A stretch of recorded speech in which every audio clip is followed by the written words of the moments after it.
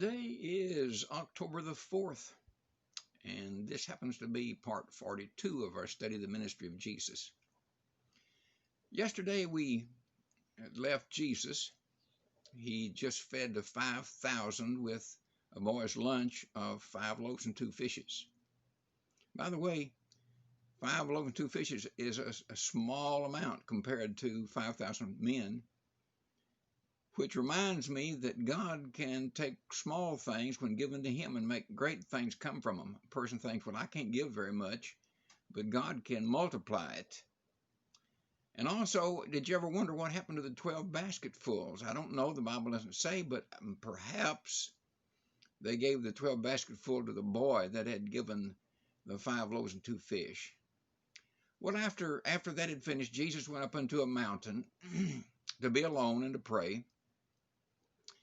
And the disciples got in a boat and headed out back to Capernaum.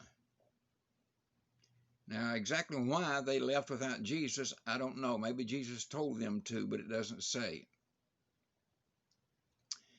So they went out on the Sea of Galilee, and when they got in the midst, and it said they had rowed 25 or 30 furlongs, that's roughly somewhere in the neighborhood of 3 miles. So they were out in the middle of the sea, of the lake. And a storm came up, the wind began to blow, and they rowed, but they were not making any headway. And all of a sudden, they see something. Jesus is walking on the water. Now, it's not on crystal clear or smooth water, it's rough water because there's a storm going on. And he's walking on the water in the midst of this, on the sea, the Bible says, of this storm, wind blowing, waves coming. When they first see Jesus, they're scared to death because they think maybe it's some kind of a ghost or something coming. But Jesus said, "It's me, don't be afraid." And many, many times in the Bible, those words are repeated, "Don't be afraid, don't be afraid, don't be afraid." And so Jesus said, "Don't be afraid, it's just me." And Peter, of course, always having something to say, said, "Lord, if that's really you, allow me to come walk on the water to you." So Jesus said, "Okay, come on." So Peter crawled over the side of the boat and began to go to Jesus, walking on the water.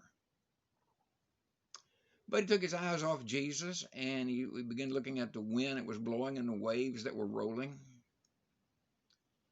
And he began to sink. And he cried out to the Lord and said, "Lord, save me." And so Jesus reached down his hand and took hold of him and picked him up. Many people criticize Peter because he took his eyes off Jesus and started looking at the waves. But there's another side to that. He was the only one that walked on the water. A lot of people refuse to do anything. It's better to try something and fail at it than not try anything at all. And so Jesus picked him up and asked him about his faith. Where was your faith? And of course, the same is true with us. We often get our eyes off Jesus and start looking at the circumstances.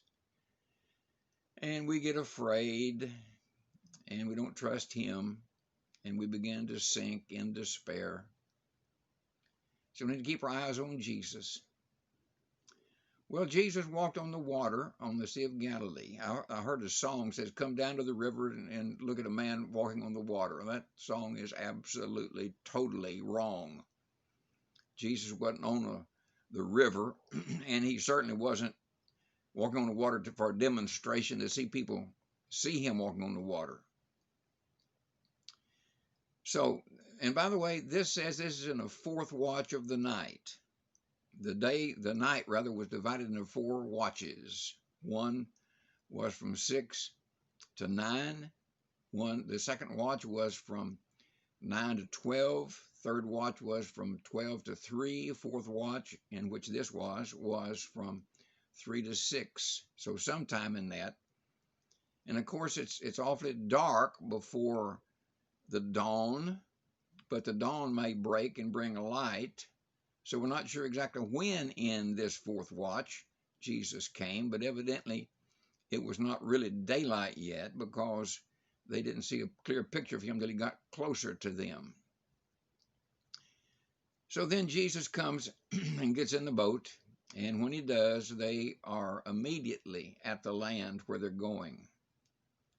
Don't understand that, but that's what it says. They were just immediately there. So this is Jesus walking on the water